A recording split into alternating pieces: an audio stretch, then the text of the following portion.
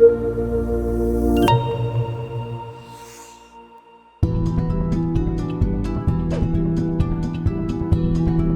seguidores, caros ouvintes do programa Inclusive que traz edições para falar de inclusão social, para falar de diversidade, para falar de equidade, ou melhor, para falar do que a sociedade precisa estar antenada, né? Infelizmente, a gente tem muitas questões ainda que estão com passos que a gente costuma falar de formiguinhas, né? Nada contra as formiguinhas, mas está tudo em câmera lenta. E a gente trouxe aqui a Tainá Pita. A Tainá Pita é uma executiva de atendimento, ela atende assim, marcas consagradas, né? E ela vai se apresentar aqui. Tainá, tudo bom? Eu te agradeço a disponibilidade de você falar com o programa Inclusive, para a gente trazer essa pauta importante que a gente está trazendo, diversidade em empresas e marcas. É uma inclusão genuína ou estratégia passageira? Oi, Rosa, bom dia, obrigada pelo convite. Eu sou Tainá Pita, sou Relações Públicas, especialista nesse atendimento executivo a marcas e especialista em pontos voltados para o ESG e produção de eventos corporativos e executivos. Muito bom.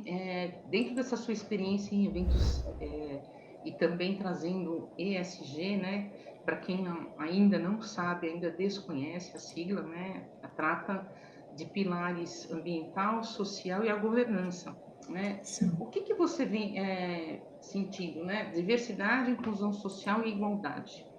Em sua opinião, o Brasil ainda está longe de entender esses conceitos?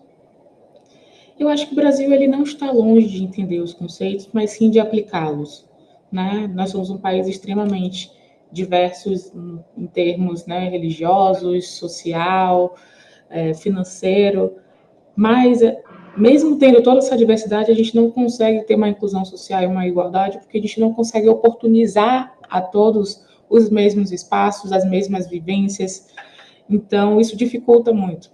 A inclusão social está muito ligada a você oportunizar a população a estar em certos espaços, acessarem certas informações, as quais ainda não é possível, justamente por essa desigualdade. Então, a gente, infelizmente, ainda está um pouco longe de assimilar bem e praticar esses conceitos. Boa parte já entende a importância de igualdade, principalmente quem vive na pele a necessidade de ter oportunidades iguais às outras pessoas, mas que não tem por questões, por exemplo, sociais, questão básica, de saneamento básico, de educação, entende a necessidade da igualdade, como isso vai incluí-la socialmente dentro de um mundo diverso, mas a gente ainda está um pouquinho, infelizmente, distante.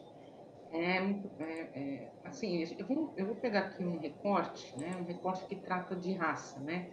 As mulheres negras, elas continuam tendo uma taxa muito baixa de inserção, de inclusão no ambiente corporativo, né? Ainda há predominância de homens brancos, né, dentro desse contexto de lideranças ou gestão ou empregabilidade, né? Aí o que acontece? A remuneração, quando mulheres negras são contratadas, continua também sendo baixa, se você comparar com os homens brancos, por exemplo, né? Então, a gente tem aqui uma remuneração feminina média no Brasil de 3.755, né? R$ 3.000,700. Aí, se você vê para mulheres pretas, ela baixa para 2.800. Por que assim, é realmente racismo isso? Discriminação que ninguém consegue, vou chamar de pura, né? Porque não é possível que as pessoas não consigam igualar, né? Você acha que a gente vai conseguir chegar um dia, espero que seja breve, numa igualdade de fato, inclusive salarial? Existem muitas vias, Rosa, que fazem com que a gente já tenha esse agravante, né, que é essa diferença salarial de mulheres brancas para mulheres negras. A mulher negra ela tem um ponto que é importante as pessoas levarem em consideração, que é a gente ainda tem um cenário muito periférico e periférico de mulheres solteiras com filhos em situações de risco de falta de estrutura. Então, o oferecimento de subempregos também, ou de empregos com a remuneração melhor, é muito mais fácil, entre aspas, de ser aceito por uma mulher negra, porque ela precisa ter a segurança de um emprego, ela precisa ter a segurança de uma remuneração. Então, por mais que essa seja uma remuneração aquém do cargo dela, ou diferente de outra colega dela de trabalho que senta ao mesmo lado, ela precisa ter essa segurança. E é a partir disso que a gente tem uma diferença salarial. É sabido por quem faz a gestão, é sabido por empresas esse ponto sensível na contratação de mulheres pretas. E é sabido também que a maior parte das mulheres pretas que estão ali em busca de emprego, elas de fato estão precisando. Existe um processo em que há mulheres que estão migrando de emprego e têm a segurança de estar em um trabalho e ir para outro, e tem o cenário de mulheres que não têm trabalho algum. Então, o salário que lhes é oferecido, mesmo sendo abaixo, é aceito. Essa realidade a gente vai conseguir reverter, mas assim, com muita boa vontade daqui a muitos anos. Por que eu digo boa vontade? Porque esse entendimento de que mulheres pretas têm mais necessidades, precisam aceitar ali mesmo valores menores, vem de alguma, digamos assim, alguma liderança. Então, se internamente você sabe que é possível pagar um valor melhor, você está tirando ali do lucro e está jogando no seu colaborador. Então, vem de uma consciência. Consciência leva tempo, leva muito tempo.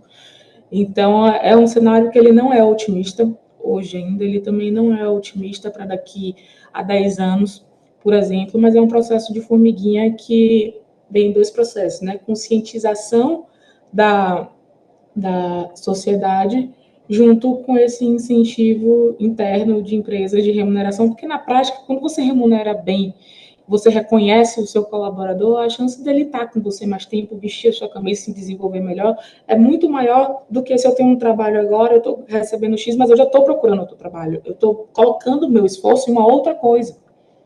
Então, é esse equilíbrio a longo prazo que também precisa ser visto para que a gente possa equilibrar as coisas. Aí, uma outra questão, né?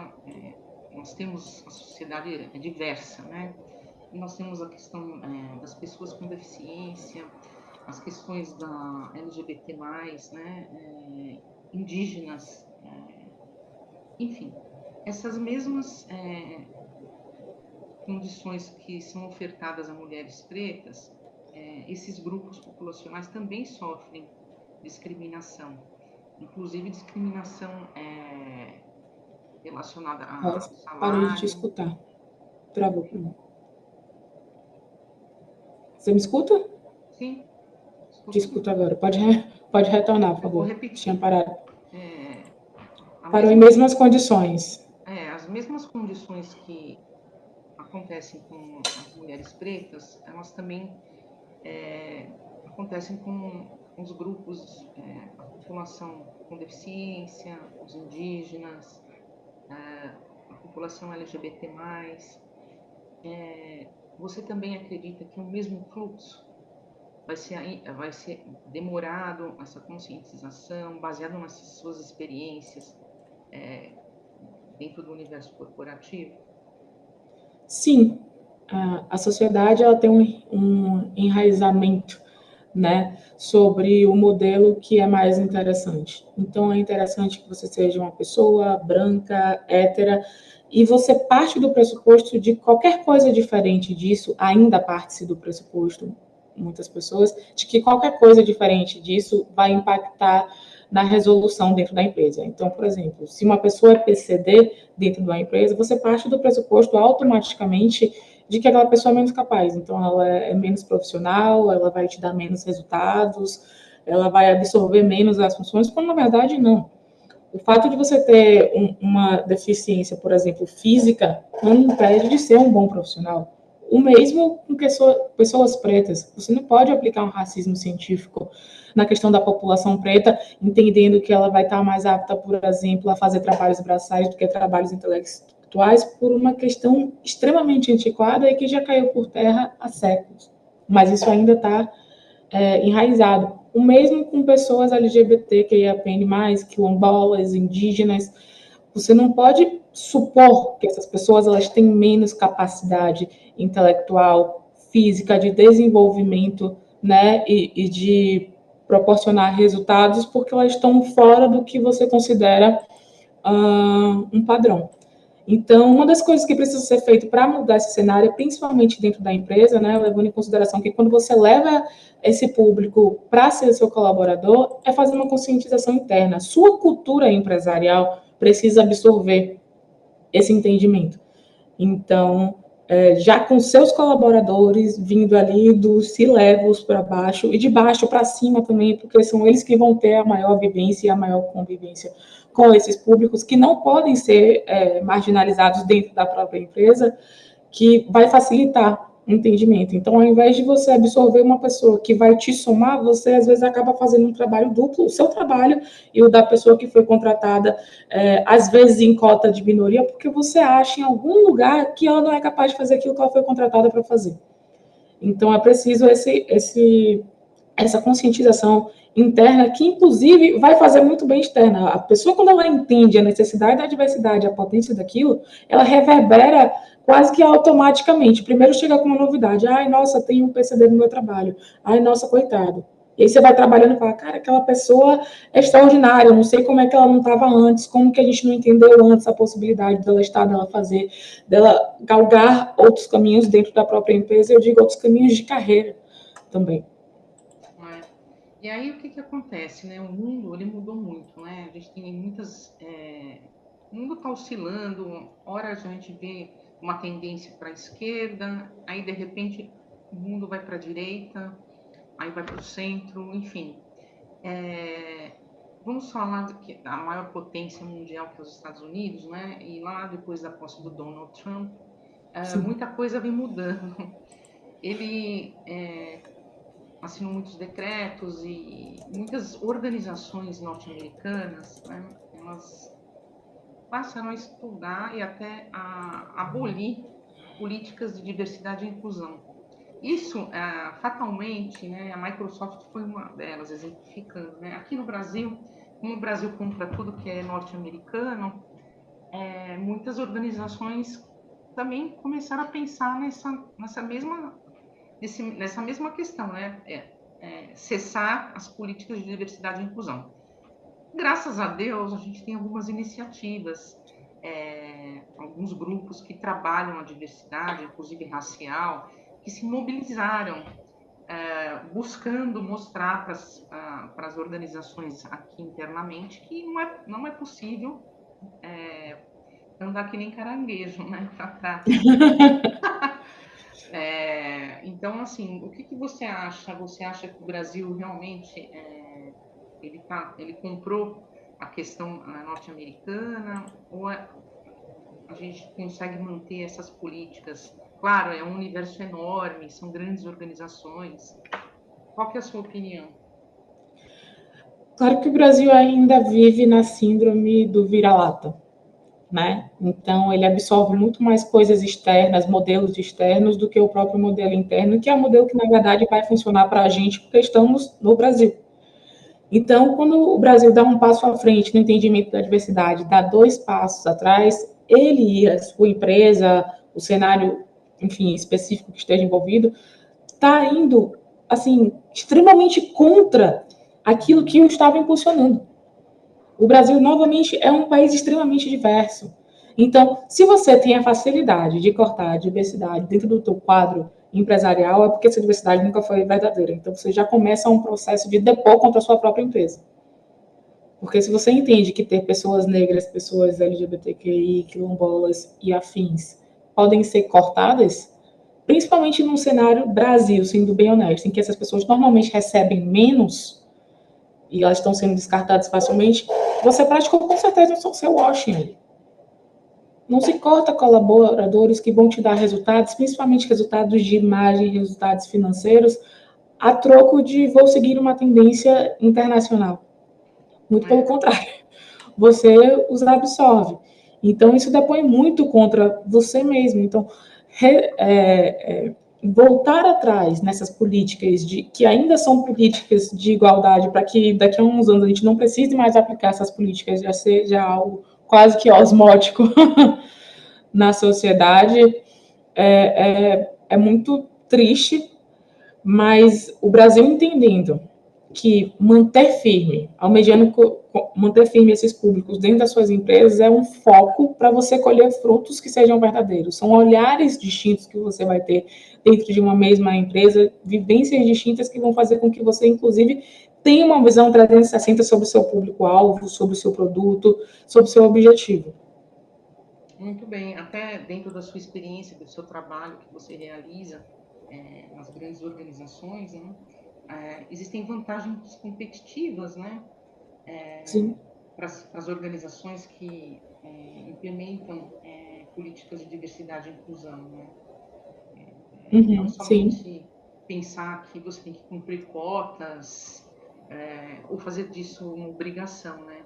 Ao contrário, né? Diante de todo esse panorama que a gente conversou, como que você prevê o futuro da inclusão social no Brasil? Como eu prevejo o futuro da inclusão social no Brasil, para ser bem honesta, é uma caixinha de surpresa. É de fato uma caixinha de surpresa. Mas o futuro da inclusão social e da diversidade do Brasil é um futuro de muita potência intelectual e social, né? E de possibilidade de reverter um cenário que, para mim, para você e para Joãozinho, pode ser super cômodo, porque a gente está numa posição privilegiada, digamos assim, né? Mas o futuro da inclusão social no nosso país, quando ele realmente for praticado, ele vai permitir com que a gente diminua em muito os índices de desigualdades, seja, todas as desigualdades, e permita, por exemplo, que a gente consiga avançar em tecnologias, avançar em comportamentos, sem ter o que a gente chama de fuga de cérebro, um dos vários exemplos. A gente tem um potencial gigante, mas que a gente deixa de lado, a gente marginaliza por uma questão, né, muitas vezes fenotípica, ou que não acredita justamente porque é um projeto que veio de uma pessoa negra nordestina, né? A gente envolve aí raça e xenofobia, racismo e xenofobia juntos. Que você não tem nenhum interesse de ouvir, mas quando você leva para fora, você consegue não só aplicar aquilo, como receber aportes. E aí, quando o Brasil se interessa, já é tarde. É uma tecnologia que era sua, que foi para fora e que você não consegue puxar, né? Puxar de volta, justamente por essa exclusão social, né? Não me é bom aos olhos, então eu excluo. É que nem Caetano, Narciso não acha bonito que não é espelho, parafraseando aqui. Então, o futuro da inclusão social está muito voltado a isso. Quando a gente tiver uma consciência, a nossa potência intelectual, social, tecnológica vai avançar e muito. O Brasil vai conseguir, inclusive, despontar em algumas áreas.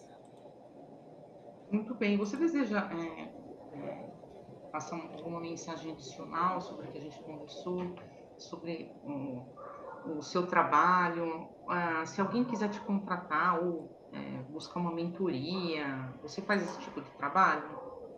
Sim, eu faço mentoria com profissionais de grandes empresas e profissionais de médias empresas, né, justamente voltada para essa questão da diversidade. Há um processo que eu iniciei há pouco tempo, que é esse entendimento para pequenas empresas de como absorver a diversidade, porque, por incrível que pareça, as pequenas empresas têm muito mais interesse em absorver a diversidade do que as maiores empresas. E como elas são pequenas, elas têm um corpo menor, digamos assim, né, de possibilidades. Então, sim, eu faço esse trabalho de consultoria. Meu e-mail e meu telefone, normalmente você pode pegar via LinkedIn ou via Instagram, @tainapita. E a mensagem que eu deixo que é importante é que o entendimento da importância da diversidade é um processo demoradíssimo e complexo, né, de se incluir espaços que já têm uma rotina ou uma cultura enraizada, exemplo de empresas. Mas a probabilidade do aumento da quantidade dos pontos de vista e vivência dentro de um só espaço vai permitir com que você consiga resultados muito maiores, né? Permitir que você seja mais assertivo. Por exemplo, eu e você, Rosa, a gente pode gostar da mesma coisa. Não quer dizer que o fato da gente gostar da mesma coisa quer dizer que a gente tem as mesmas possibilidades e os mesmos acessos. Quando você consegue visualizar isso, ou seja, ter visões diferentes de realidades diferentes, dentro da própria empresa, você consegue ser muito mais assertivo, ter resultados financeiros muito maiores e uma imagem muito mais consolidada. Exemplo, eu vou lançar um produto e eu coloco no meu aplicativo que é débito. Mas a Ana também gosta do mesmo produto, só que você pode pagar no crédito em 12 vezes. Eu estou dando um exemplo muito simples aqui, porque a gente vai dar exemplo mais simples do, eu tenho que colocar o crédito em 12 vezes e não em 3, porque pessoas vão gostar também, e aí você vai puxando as realidades da sua equipe ali para poder canalizar em uma só função. Isso torna você mais assertivo, mais consolidado e mais destacado no seu mercado. Então, os seus concorrentes, na verdade, eles vão ter que suar muito mais para poder chegar até você, porque você está passos à frente, digamos assim. Você consegue prever melhor as oportunidades de mercado, se antecipar melhor as situações e oportunidades. Muito bem. Essa edição, a gente pode ficar horas conversando. É muito complexo, é muito material, é muito rico, muito vasto, mas qual que é o objetivo dessa edição? Justamente aguçar aí curiosidades do mundo corporativo, né? A Rádio Mega Brasil é uma rádio corporativa, voltada para esse público. Então, a gente trazendo a sua pauta, trazendo o seu trabalho, a gente está colaborando, inclusive, para solidificar, né, a diversidade e a inclusão, e você também aí vir a contribuir com isso de várias dessas organizações, tá bom? Eu agradeço mais uma vez. Eu que agradeço o convite. Essa foi a nossa edição inédita do programa Inclusive.